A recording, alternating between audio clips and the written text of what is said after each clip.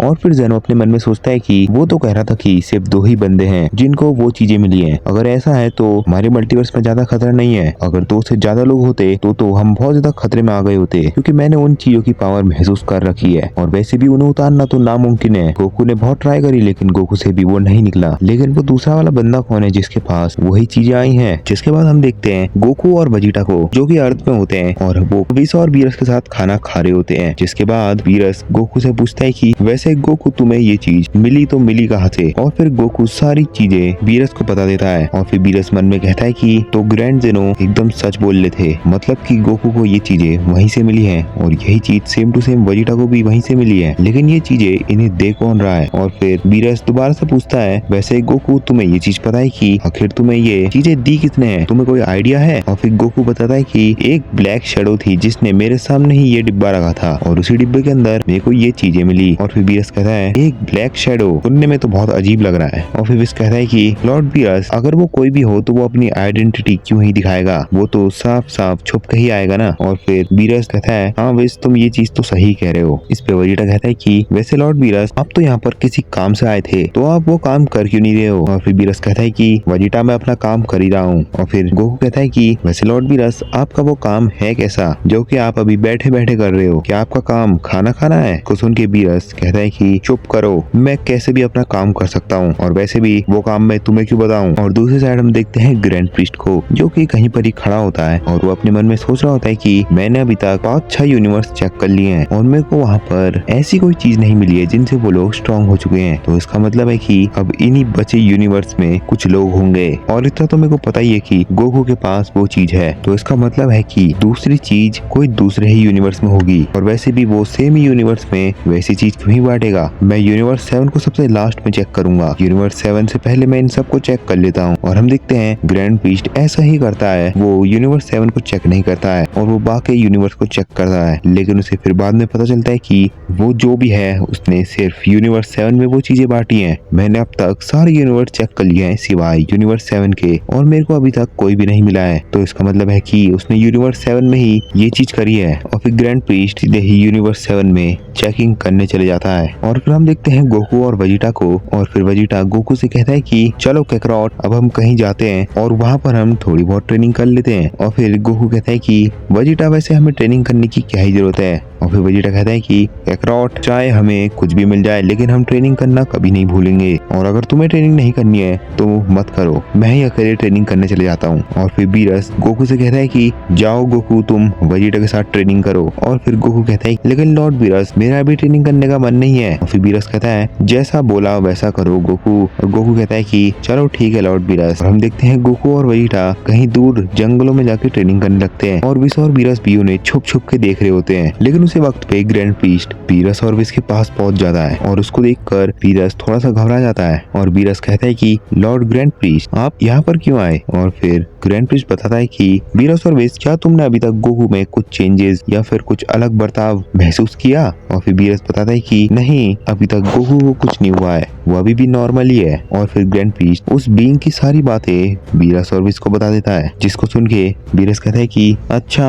और फिर grand priest विस से बोलता है कि तुम दोनों शॉक क्यों नहीं हुए? मेरे को तो लगा था कि सिर्फ उसने एक ही बीइंग को दिया होगा, लेकिन वो तो कह रहा था कि वो तो कह रहा था कि उसने 2 बीइंग को दे रखा है और तुम इस चीज को सुन के शॉक क्यों नहीं हुए? और फिर विस बताता है कि ग्रैंड प्रीस्ट हमें पता है कि वो दूसरा बंदा कौन है। और फिर ग्रैंड प्रीस्ट कहता है कि तुम्हें उसके बारे में कैसे पता? तो अगर तुम्हें उसके बारे में पता है तो जल्दी से बताओ मेरे को वो कहाँ पर मिलेगा, मेरे को तो जल्दी से बताओ कि मेरे को वो कहाँ मिलेगा। और फिर बीरस कहता है कि वो दोनों आपके सामने ही खड़े हैं। और फिर ग्रैंड प्रीस्ट कहता है कि क्या मजाक कर रहे हो, तुम दोनों को वो चीजें थोड़ी मिली है। और फिर विस बताता है कि वो देखो वहाँ पर गोकू और वेजिटा है, उन्हीं दोनों को वो चीजें मिली है, ना कि हम दोनों को। और इसको सुन के ग्रैंड प्रीस्ट कहता है कि क्या वेजिटा को भी वो चीज मिल गई? और फिर बीरस कहता है कि हाँ लॉर्ड ग्रैंड प्रीस्ट वेजिटा को भी वो चीज मिल गई है, अब वो भी बहुत ज्यादा शक्तिशाली हो गया है, बिल्कुल गोकू के बराबर। और फिर ग्रैंड प्रीस्ट कहता है कि अरे नहीं ये तो बहुत बड़ी प्रॉब्लम हो गई है, चलो कोई बात नहीं अब मेरे को इन दोनों को ले जाना पड़ेगा। और फिर विस पूछता है कि लेकिन क्यों? और फिर वो बताता है कि ग्रैंड जेनो ने इन दोनों को बुला रखा है। और फिर ग्रैंड प्रीस्ट गोकू और वेजिटा के पास जाता है और वो गोकू से कहता है कि गोकू चलो तुम्हें ग्रैंड जेनो ने बुलाया है। और वेजिटा तुम भी आओ।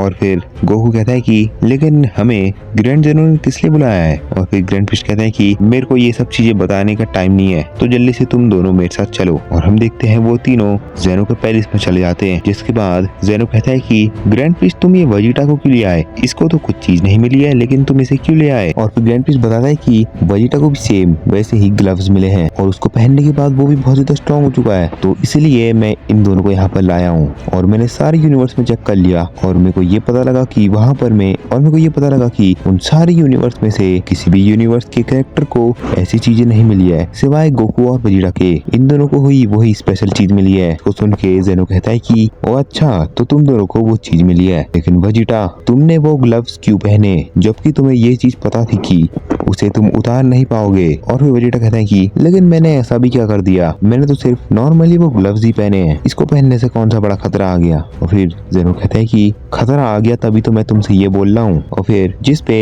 गोकू कहता है कि लेकिन ग्रैंड जेनो ऐसा भी क्या खतरा आ गया है, और वो भी इन ग्लव्स और रिस्ट बैंड की वजह से। और फिर जेनो सारी चीजें बता देता है जो कि उस बीइंग ने जेनो और ग्रैंड फिश को बताई थी। चीज को सुन के वेजिटा शॉक हो जाता है और गोकू भी शॉक हो जाता है। और फिर गोकू कहता है कि तो ग्रैंड जेनो आपका मतलब है कि जो चीज हमने पहन रखी है वो डार्क बीइंग भी हो सकते हैं। और फिर जेनो कहता है हाँ गोकू तुम सही कह रहे हो, जो चीजें तुमने पहन रखी है वो शायद डार्क बीइंग भी हो सकते हैं या फिर उनकी बनाई हुई सबसे स्ट्रॉन्गेस्ट चीज जिनको वही कंट्रोल कर सकते हैं। और अब मेरे को तो लगता है कि तुम दोनों शायद ईविल बन जाओगे और पूरे मल्टीवर्स को कब्जा करने की कोशिश करोगे। और फिर वेजिटा कहता है कि नहीं ग्रैंड जेनो, हम ईविल नहीं बनेंगे और हम वैसे भी इस मल्टीवर्स को क्यों ही डिस्ट्रॉय करेंगे। और फिर जेनो कहता है कि उन डार्क बीइंग के कब्जे में आ गए तो तुम इस मल्टीवर्स को डिस्ट्रॉय कर ही दोगे। फिर गोकू कहता है वेजिटा ग्रैंड जेनो सही कह रहे हैं, अगर हम दोनों उन डार्क बीइंग के कब्जे में आ गए या फिर कंट्रोल में आ गए तो हम कुछ भी नहीं कर पाएंगे और जो वो लोग कहेंगे हम वही करेंगे। तो ये तो ग्रैंड जेनो सही कह रहे हैं। और फिर ग्रैंड फिश कहता है कि तो ग्रैंड जेनो अब हम क्या करें, हम इनके हाथों से वो चीजें कैसे निकालें। और फिर जेनो कहता है ये तो मेरे को भी नहीं पता है कि आखिर उनके हाथों से वो चीजें निकाली कैसे जाए, लेकिन जेनो कहता है कि गोकू और वेजिटा बस तुम दोनों मेरे सामने ही रहो। और फिर जेनो ग्रैंड फिश को अपने पास बुलाता है और वो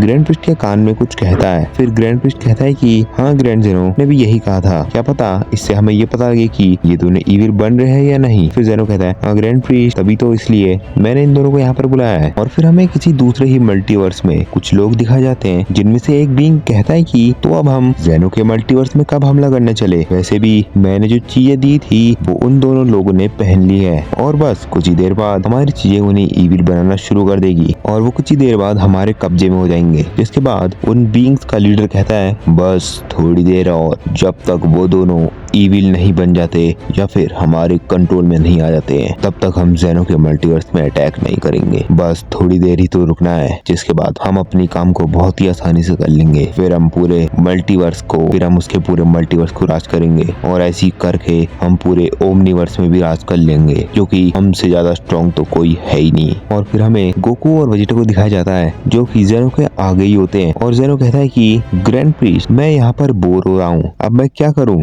और फिर ग्रैंड फिश कहता है कि ग्रैंड जेनो आप बोर क्यों हो रहे हो, अभी हमारा मल्टीवर्स खतरे में है और आप यहाँ पर खेलने के बारे में सोच रहे हो। फिर जेनो कहता है कि वैसे भी ग्रैंड फिश में गोकू और वेजिटा में कुछ बदलाव तो नहीं दिख रहा है, तो तब तक हम क्या करें। इस पे ग्रैंड फिश कहता है कि ग्रैंड जेनो आप देखते रहिए, क्या पता गोकू और वेजिटा में कुछ बदलाव आ जाए। फिर जेनो कहता है ग्रैंड फिश मैं तब से देख ही तो रहा हूँ, लगभग में कोई नहीं देखते देखते 15 मिनट बीत गए होंगे, लेकिन अभी तक इनमें कुछ बदलाव नहीं आए हैं। और जेनो इतना कह ही रहा था, लेकिन जेनो पैलेस के अंदर एक पोर्टल खुलता है और वो पोर्टल के अंदर से काला कलर का बंदा निकलता है और इसको देखकर ग्रैंड फिश शॉक हो जाता है। तो गाइस ये वाला एपिसोड यहाँ पर खत्म हो जाता है। नेक्स्ट पार्ट के लिए आप लाइक और कमेंट कर दो।